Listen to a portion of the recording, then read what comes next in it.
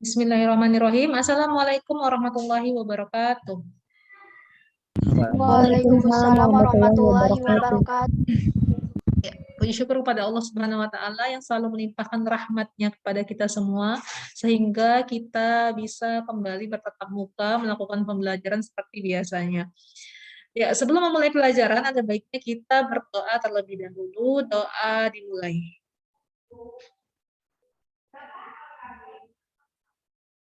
Doa selesai. Masih semangat semuanya kan? Masih ya, Nak? Masih. Ini pelajaran terakhir ya untuk hari ini. Baik, saya share terlebih dahulu PPT-nya.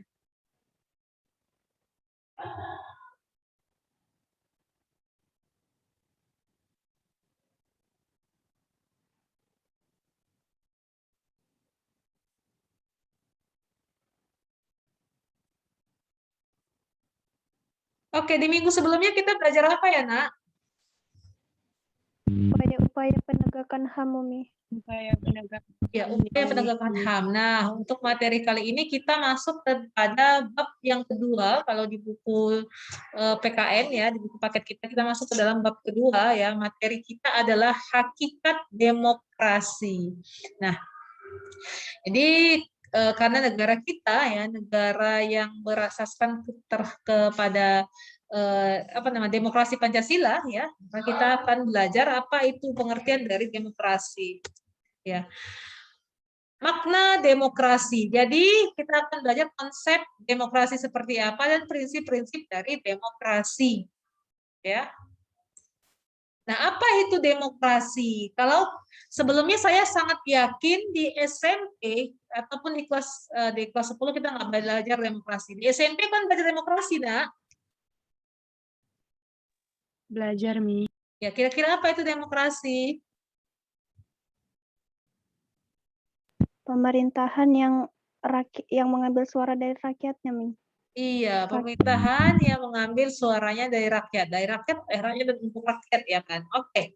Ya, jadi demokrasi berasal dari bahasa Yunani ya kan, yang terdiri dari dua kata. Demos berarti rakyat dan kratos ataupun pratin berarti pemerintahan. Jadi demokrasi dapat diartikan sebagai ya, ini menurut para ahli ya, demokrasi ya berdasarkan Henry B. Mayo adalah sistem yang menunjukkan bahwa kebijaksanaan umum ditentukan atas dasar mayoritas oleh wakil-wakil yang secara diawasi secara efektif oleh rakyat dalam pemilihan-pemilihan yang didasarkan atas prinsip kesamaan. Ya. Sementara menurut Harris Hoske, demokrasi adalah bentuk pemerintahan rakyat karena itu kekuasaan pemerintahan itu melekat pada rakyatnya, ya. Nah, ini menurut dua para ahli. Lantas apa pandangan sendiri? Ya kita mengambil pandangan dari Abraham Lincoln, ya, yang menyatakan bahwa itu karena dianggap definisinya yang lebih paling dekat gitu ya, paling mendekati atas dasar dari negara kita. Demokrasi adalah suatu sistem pemerintahan dari rakyat, oleh rakyat, dan untuk rakyat. Artinya apapun keputusan yang dibuat oleh pemerintah sebenarnya itu berasal dari rakyat, dari aspirasi rakyat ya, dan kembali lagi kebijakan itu diberlakukan untuk kita, ya. Nah, jadi hakikat demokrasi adalah dari rakyat, oleh rakyat, dan untuk rakyat sehingga kedaulatan yang sepenuhnya itu adalah milik rakyat, dilaksanakan oleh pemerintah dan dewan yang dipilih rakyat dan harus bekerja untuk rakyat, ya. Nah, hakikat demokrasi itu ya ada 4 poin. Yang pertama, rakyat atau masyarakatnya bebas ya menyampaikan pendapat, berkumpul, berorganisasi, kebebasan pers ya, individu ya. Ini tertuang dalam hak pribadi kita sebenarnya, hak asasi manusia kita. Selanjutnya kesederajatan dan hak kewajiban yang sama, kedudukan yang sama di depan hukum, ya. Selanjutnya keterbukaan ya pemerintahan dan langkah-langkah pengelolaan keputusan harus diketahui dan disetujui oleh rakyat, artinya secara transparan. Kemudian etika dan norma kehidupan harus dijunjung tinggi ya. Jadi kita punya norma, kita punya aturan hukum yang berlaku harus dijunjung tinggi di negara yang menganut sistem demokrasi. Itu dia. Nah, contoh-contoh demokrasi seperti apa? Ya, kita lihat ini ada beberapa gambar yang saya sajikan. Ada sidang legislatif di Palestina, contohnya ya, menunjukkan wujud demokrasi dalam mengambil keputusan. Itu dia. Kemudian ada demo. Demo itu juga sebuah bagian dari demokrasi sebenarnya, demonstrasi ya. Jadi demo tidak setuju dengan kekuasaan Presiden Soeharto di zaman Soeharto yang sudah berkuasa 33 tahun. Ini merupakan aspirasi masyarakat. Jadi tidak salah orang melakukan demonstrasi karena bagian dari demokrasi. Ya, asal dia bersifat sehat, artinya tidak anarkis, tidak berusaha merusak daripada pelayanan publik. Jadi dibolehkan. Oke. Jadi apa saja yang merupakan prinsip dari demokrasi? Ya. Jadi prinsip demokrasi itu adalah rakyat diakui dalam pemerintahannya. Ya. Jadi prinsip demokrasi ini tidak berlaku di negara yang komunis seperti Uni Soviet. Kenapa? Karena di sana segala keputusan rakyat itu tidak ada artinya gitu dia. Tapi bagi negara kita ya rakyat ya yang menganut asas demokrasi ya, kita kan demokrasi kan Pancasila ya, bukan liberal. Nah, itu rakyat diakui dalam pemerintahannya. Yang kedua adalah mengakui dan menjamin hak asasi manusia. Adanya lembaga perwakilan rakyat, kita ada lembaga kita ya, DPR, MPR ya, DPD di daerah ya. Pemerintahan diawasi secara efektif oleh perwakilan rakyat. Kemudian peradilan bebas dan tidak memihak. Artinya kalau yang keempat ini segala keputusan presiden ya, misalnya membuat rancangan dalam membuat undang-undang itu kan hanya bukan walaupun DPR yang mengajukan, tapi kan harus ada persetujuan. Dan itu biasanya kan harus disosialisasikan kepada masyarakat. Kalau masyarakat tidak setuju bisa jadi dibatalkan RUU-nya. Itu dia. Peradilan yang bebas dan tidak memihak, kemudian jaminan dan kepastian tentang legalitas hukum dan segala bentuk dari Undang-Undang Dasar. Jadi ada 6 poin dari prinsip demokrasi.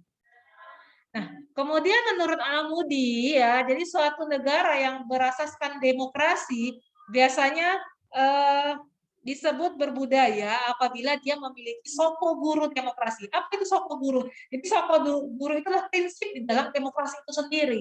Nah, apa saja? Prinsipnya ada kedaulatan rakyat, pemerintah berdasarkan persetujuan dari pemerintah yang diperintah, kekuasaan mayoritas, ya kan, hak-hak minoritas, jaminan hak-hak asasi manusia ini harus ada terlaksana semuanya, ya, sikap nilai toleransi, ya, negara yang pluralisme, sosial, ekonomi dan politiknya. Jadi itu yang mencakup ya soko guru ya di dalam demokrasi. Nah, unsur-unsur demokrasi. Nah, unsur demokrasi adalah kebebasan membentuk organisasi. Kita bebas mendirikan organisasi, kebebasan berekspresi, hak milik diakui, ya di negara kita hak milik diakui. Kalau di negara komunisme yang semua milik negara. Hak memilih dan dipilih kita ada, ya. Kebebasan pers, adanya lembaga rakyat. Jadi antara hak-hak kita sebenarnya sejalan dengan prinsip demokrasi, dengan unsur-unsur yang ada di demokrasi juga. Ya, jadi dia tidak boleh berlawanan. Negara yang menekankan asas demokrasi, dia harus menjunjung tinggi hak-hak pokok warga negaranya. Ya.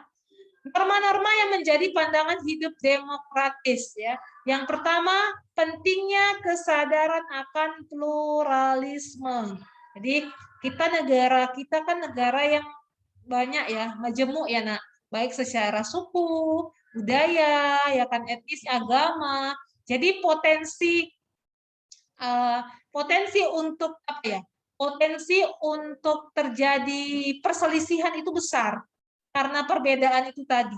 Ya, jadi otomatis ya, bagaimana mengambil keputusan yang dengan pikiran yang banyak kita ini, yang banyak-banyak di negara kita ini kan kita luas dari Sabang sampai Merauke ya, karena Jadi cara mengambilnya adalah dengan sistem demokrasi itu sendiri. Ya, jadi demokrasi itu sendiri ya mau tidak mau ya kan pakai voting ya kan. Jadi dia bisa meredam perbedaan-perbedaan yang ada di negara. Ya, jadi keputusannya diambil secara demokrasi, secara voting, secara mufakat musyawarah, musyawarah mufakat. Artinya nggak mungkin bisa didudukkan bersama ya seluruh masyarakat yang ada di negara kita di Indonesia warga negaranya. Tapi dengan cara apa ya pengambilan keputusan diambil dengan cara demokrasi. Kalau ada bisa bagian demokrasi yang diambil oleh rakyat ya seperti pemilihan presiden itu bisa diserahkan kepada rakyat. Tapi ada juga bagian demokrasi yang memang tidak apa ya diwakilkan, sifatnya diwakilkan, yaitu tadi kita percaya dengan adanya lembaga lembaga rakyat ya, aspirasi rakyat itu DPR, MPR ya kita wakilkan kepada mereka ya aspirasi masyarakatnya. Nanti lembaga tersebut akan mensosialisasikan biasanya ya hasil keputusan-keputusan yang dibuat oleh pemerintah. Nah itu dia kalau prinsip dari negara demokratis tadi. Kemudian musyawarah mufakat yang seperti yang saya ceritakan tadi ya, di awal, ya, bahwasanya pengambilan segala keputusan itu diambil secara musyawarah mufakat. Kalau tidak bisa ya berarti secara voting, karena nggak mungkin bisa didudukkan bareng-bareng bersama ya kan. Mau berapa lama ya karena nggak akan ada titik temunya. Itu dia. Dan di dalam norma dari demokrasi harus ada yang ketiga kejujuran dan pemufakatan. Jadi suasana masyarakat demokrasi dituntut untuk menguasai dan menjalankan seni permusyawaratan yang jujur dan sehat untuk mencapai kesepakatan yang memberi keuntungan semua pihak. Artinya keuntungannya bukan hanya di pihak pemerintah, tetapi beruntung juga di pihak masyarakat. Karena yang paling penting sebenarnya rakyat. Nah, kalau kalau negara menganut sistem demokrasi, harus rakyat sebenarnya yang lebih diuntungkan ya, karena segala keputusan itu untuk rakyat nantinya. Tuh. Kemudian dengan kebebasan nurani. Jadi persamaan hak, kewajiban ya merupakan norma demokrasi yang harus diintegrasikan dengan sikap percaya pada etikat baik orang dan kelompok lain ya. Trust attitude-nya harus ada. Ya. Nah, unsur tegaknya sebuah demokrasi di negara ya. Yang pertama adalah negara hukum ya. Negara yang menganut asas demokrasi juga harus negara yang memiliki kekuatan hukum ya. Jadi negara hukum memiliki pengertian bahwa negara memberikan perlindungan hukum bagi warga negara melalui pelembagaan peradilan ya dan memiliki jaminan hak asasi manusia. Kenapa saya bilang harus ada jaminan hukumnya ya? Karena orang-orang misalnya dalam sistem demokrasi kan kita ada aspirasi tadi kan di awal kan prinsipnya ada bebas menyampaikan pendapat, berserikat, itu harus ada aturan hukum yang kuat. Supaya apa?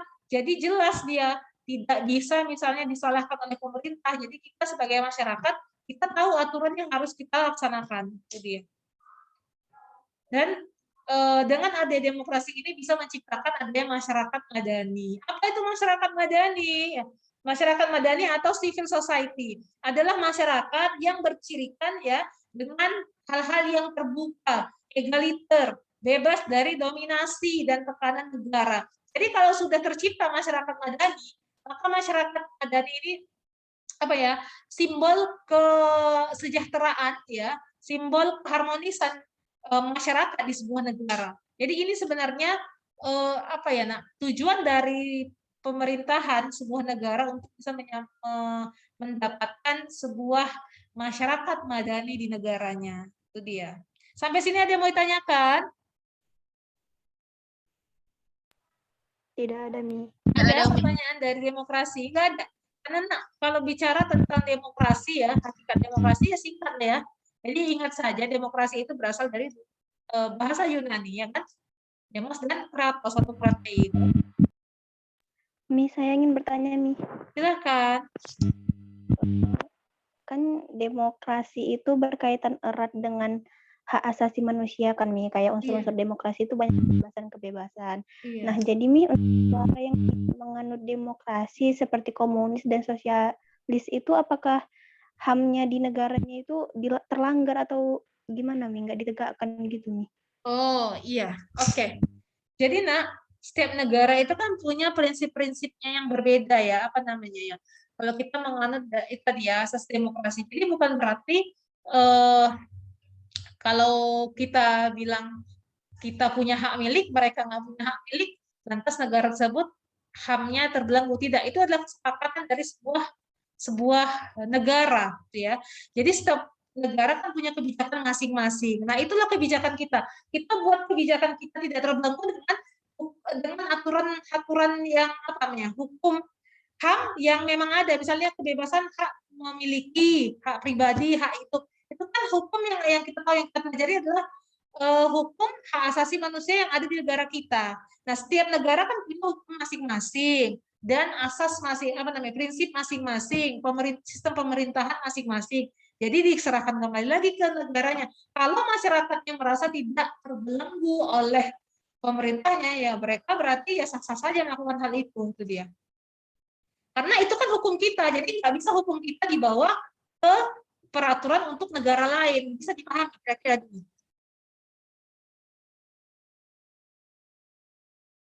Ui?